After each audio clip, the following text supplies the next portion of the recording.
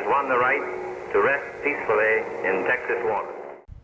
Hi, I'm Travis Davis, Vice President of Ship Operations for Battleship Texas Foundation. Hi, I'm Ryan Szymanski, Curator for Battleship New Jersey Museum and Memorial. What big issues are you looking at in coming up in your dry docking? I mean, are you guys anticipating? Well, honestly, we are hoping to get into dry dock before we have to do this sort of triage work and make these hard decisions. Battleship New Jersey was last dry docked in 1990 to 1991 by the Navy as she was being laid up to be put in mothballs. And 99, 2000, 2001, they started the process of turning her into a museum with the stipulation that the ship should be dry docked every 20 years. We're over the 30-year hump now. And honestly, it took the full first 20 years of the museum being in operation to get to the point where we could raise the $5 million to do the deck work. We're hoping that just a shave and a haircut for Battleship New Jersey, so probably about a 2-month process, will only cost us $15 million and is purely preventative. We're right now, we do not see any major preservation issues, major leaks from the outside of the ship or anything like that we would have to do major work like you guys did, either in situ getting ready for dry dock or once you're in the yard. Right. Would definitely make sure that you guys have a contingency built up, because you never know what you're going to find. You know, we found good surprises and we found bad surprises. So some of the areas that we knew we had deterioration that we were going to replace steel, what we found is that it was actually worse than what we anticipated. So because, you know, some of these areas you can inspect while the ship is in the water, but once you get in the dry, then you start seeing the totality of it. My other advice to you is that once you get in is to not let your eyes get so big to be able to go, I want to do this and this and this and this. Just keep because otherwise your scope is going to increase and your budget is going to rapidly not exist anymore, and you won't accomplish what your primary task is. The other good thing that you guys have going for you is you have another ship that was in your class that was just recently dry docked. So you had Missouri that was just dry docked back in 2009, I think. Yeah, so what, 14 years ago? So I don't know if the same folks were there or are still there that went through that process, but that would be a good resource for you guys to talk to. And it's certainly worth mentioning that in addition to hanging out with Travis and learning about what the long-term implications of waiting are and what some of the major things that you guys are seeing now, is we also talk to our sister ships like Missouri and the work that they're doing, that they did in dry dock, and Iowa and Wisconsin, and the work that they're trying to do in place to prolong going into dry dock. Now, Iowa's doing a really cool project with a cofferdam, and you're familiar with this because you worked on Olympia with her cofferdam, where they can treat the wind water line, which is the worst area, the area that deteriorates the fastest. If it's constantly dry, it usually stays in good shape. If it's constantly wet, usually stays in good shape. But that about 2 feet above and below the water line, where it's fluctuating, constantly getting wet and dry, is where you see a lot of the initial corrosion. And so if they can do that work pier side, just working their way around the hull of the ship, then that delays when they have to go into dry dock. I should also mention that we've recently had a team of divers from Schofield Marine contracted and come down to look at the underside of the ship, specifically to start planning a scope of work for dry docking. Excellent. And they could not survey the entire hull of the ship just because our berth is so shallow with the tide fluctuations. They didn't want to get under a 57,000-ton ship on the Delaware River, where a ship comes down and all of a sudden so they've inspected large parts of the ship, and we've seen where corrosion is heaviest and where there isn't much corrosion, and thankfully there aren't any big surprises. That's good. The big issue is all of our major sea chests. An Iowa-class battleship has about 165 through-hull openings under the waterline, are on the bottom of the ship. And we know that we've had issues with one of them in the past, but most of those underwater through-hull openings we could not inspect at this time. So that is where I would expect the big issue to be. Are your through hulls blanked, or are they open? The Navy blanked them Excellent. in when the ship was decommissioned in 90-91 Right. during that yard period. But my big concern is always the steel that they're blanking is different from the rest of the steel around it. The weld bead is different, and if it's just some guy going around hitting Right. it, maybe there are bad spots in those welds. Right. Well, from a lot of our blanks were all renewed in '88. I mean, most of them. We had a lot of unblanked stuff because when Texas was brought to here in '48, we still had a boiler up. So, yeah. That's amazing because our contract specifically says we will not run a boiler or any steam equipment. Well, ours does not specify that, but we did have an active Navy crew. The ship was still in reserve commission when she left Norfolk to get down here, so she was towed, but still had a boiler for the auxiliaries for the crew, for lighting, for hot water, for cooking, for the galley. But so all of that, all the through hulls associated with the condensers, with the intakes for the boilers, all that was still open, and we still had at that time 50,000 gallons of fuel aboard. That was going to be my next question. If you're running a boiler, does that mean you had fuel on board? We did, and part of that initial preservation plan, we found in the deck log. It actually mentions it in the 48 deck log. Is once they went cold iron on the ship, and switched fully to shore power, they took the fuel oil and pumped it throughout the ship, through the tanks in the inner bottom and a lot of the tankage. So when they started ballasting the ship at the shipyard or in the berth, the idea was that it would coat everything and then act as a preservative. What we know now is that fuel oil exposed to salt water, it breaks down, or bacteria grows in it, and then bacteria excretes acid, which starts eating steel, along with the brackish, saltish water. So I am glad that lesson was learned on your ship. I'm amazed you still have a battleship at all, honestly. The $100 million is a cheap deal for the Ryan, damage done to you. simply built differently.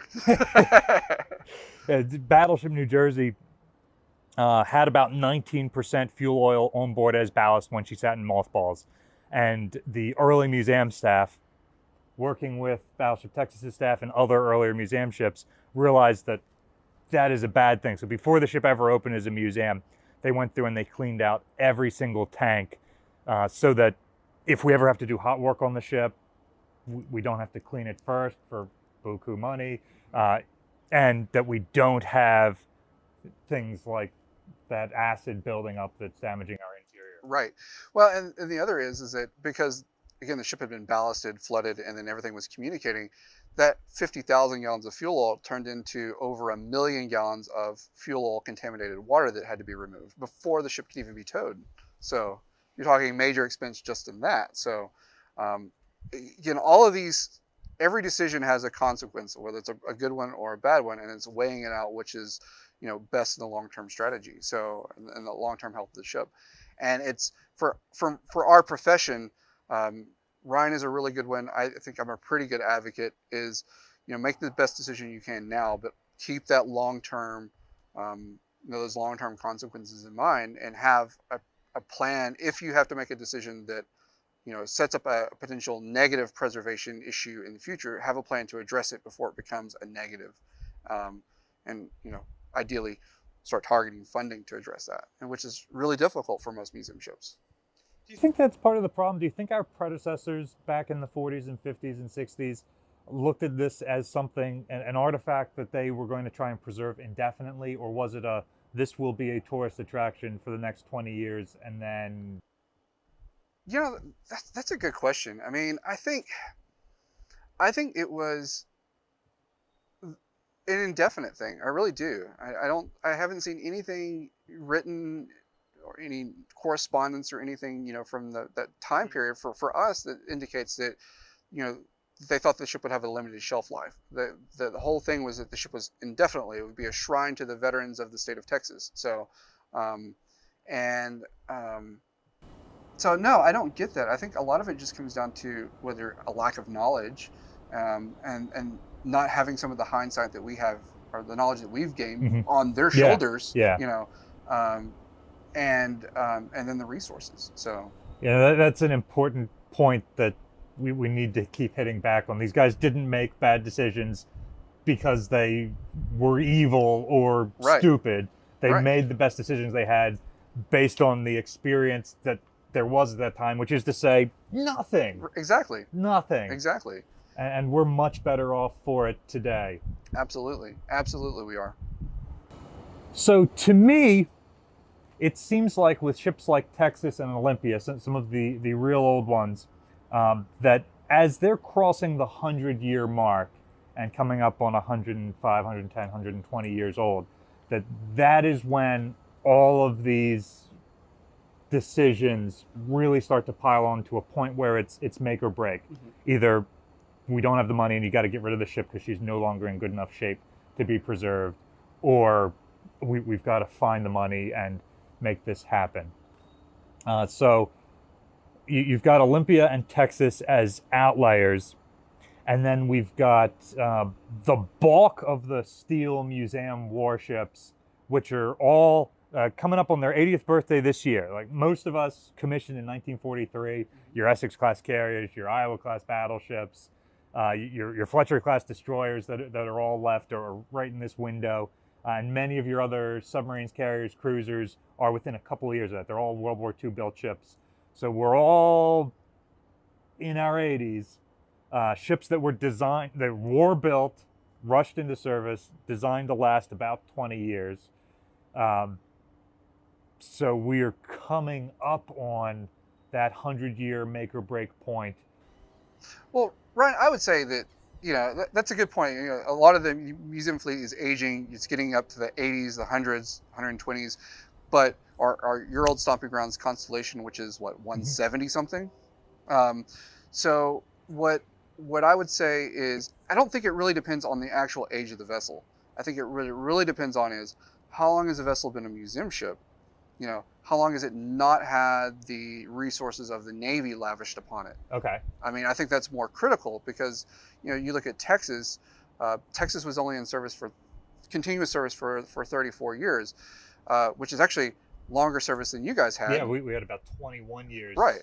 But even though you only had 21 years of active service, you were still within the Navy system and still having resources of the Navy put on you while you were in mothballs, Up right? until about 1999. Exactly. So when you get out of that, you start getting into those much smaller resource pools. So, and I think really that's what it comes down to. And that's why it's really critical to, I think, if you want to keep these ships, preserve these ships. I mean, to contribute, to support them, to go to them. Because, or even watching YouTube videos and seeing this, everything supports, everything's good because it helps build momentum to save these ships.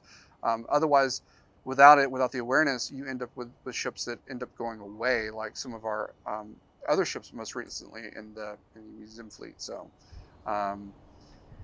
just because it's resource intensive to keep a ship, and I think that's really what the issue is. I mean, is not so much the overall age of the vessel; it's just how much, how long is a ship been a nonprofit. I mean, you start seeing also with the real glut of museum ships was in the 60s and 70s. Yes. I mean, like the bulk of the other three of the other battleships were in the 60s. The bulk of the carriers, except for Midway and Lexington, were in the 70s. So, so that's a real. So now you've got museum ships that haven't been in the Navy, under the care of the Navy, and probably haven't been dry docked in 50 years. So that are they're doing okay now, but when is that going to tick over into something worse? So if you don't live in Texas or you don't live in New Jersey, find your local museum ship and support it. Help them raise awareness, help them get what they need to fund their long-term preservation. I mean, we are professionals. We know what we're doing, but we cannot do it without you guys. It takes the support of the public to keep these ships going. I mean, it really does. I mean, yes, we spend blood, sweat, and tears, and a lot of blood and sweat. Well, less blood, more sweat and tears on these ships to keep them going, and they really become a part of us. But I can't say it enough. It is you guys watching that keep these ships alive. So, thank you. Well, that's a good point to bring up. Texas's World War I crew Mm-hmm. is gone. Mm-hmm. Her interwar crew is gone. Her Mhm. World War II crew, I bet you can count on one hand the number of those guys who you still have contact with.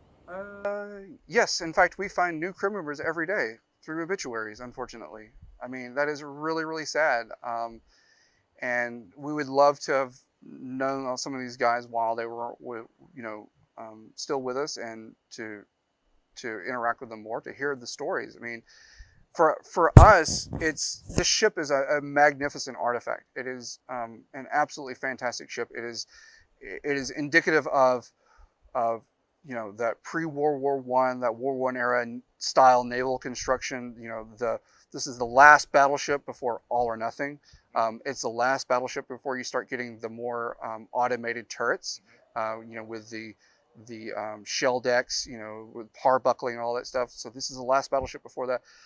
This ship is a ship of more last than I think it is first, just because of how she was built and when she was built. But it's also like a glimpse at not only that, but a glimpse of how an old battleship was used throughout from 1914, and how it ended up being used in World War II. Just like you guys are an example of how a World War II battleship was used all the way up through the Persian Gulf War, right? But for us, the biggest thing is the stories of the crew. I mean, without the crew, this is just a hunk of steel that represents a piece of technology, and it's really becomes more esoteric to a specific set of people. Yes, it's cool, it's a battleship, but it's the stories of the men that really keep these things alive, and we want to know those stories and know those guys and be able to share them and help keep them alive, not only to their families but to the general public. And because this was a city. 1,800 men lived on this ship. I mean, that's a small city, and there were the same struggles that you would find in any kind of small town or small city, though a little bit more regimented. The biggest thing that scares me going forward is that we are, I can't think of any one major, we replace the deck, we put the ship in dry dock, we repaint the outside of the ship. There isn't a next smoking gun pointed at us yet. Although I'm certainly watching what's happening here we need to do more work in our tanks and make sure that water's staying out of there. But there isn't that next, if we don't spend this money now, we have a problem. The thing that concerns me is Texas is partially important and partially gets support because she is the last dreadnought in the world. And we are not. We're one of 7 World War II era battleships. We're one of 4 Iowa-class battleships that are all the same age and are all going to be needing and potentially competing for major work and yard time around the same cycles repeatedly, which is why it's so important that we're all talking with each other and learning these lessons from each other, knowing where Iowa has a problem helps me prevent that problem from happening. So maybe that defers my yard work and my need for major spending 5 years so they can get theirs. But that is the thing that keeps me up at night. If something ever happens and my successors don't talk to their successors and feel like they're in competition instead of they're working together, that could really be an issue. Exactly. I mean, I have to say that's what's great about our fleet is we all tend to work together and cooperate for the most part, and I think that's I think it's absolutely fantastic. So, well, it's good. I mean, you guys have that one hurdle to get through, and then you're good for a while. It allows you to do some more of the things and start that longer term planning for that next dry docking. For us, once we get through this, we're estimating we have at least another, in today's dollars, another 25 to 30 million that we need to spend just to get over the hump of that deferred maintenance. Which is roughly what you will spend in dry dock by May. No, that's on top of that. Right. So what you will have spent on this project, and then you need roughly double that to get to the point where you can have the ship preserved well enough to open to the public. No, I think that's to address those longer term preservation issues. Okay. So Okay. to get open to the public, we've started a capital campaign. We're in the process of raising an additional $40 million, but that's more to kind of replace our deck, to help offset the cost of repainting the ship, repairs to our, matching funds for that grant for our superstructure, a bunch of other things, so that we're able to keep going, and we're able to get the ship open in a much better process. Also, completely revamp the visitor experience on the ship. Mm-hmm. Presently, I mean, you were down here before we towed, Yeah. and you rapidly discovered in August that there's no air conditioning on the ship whatsoever.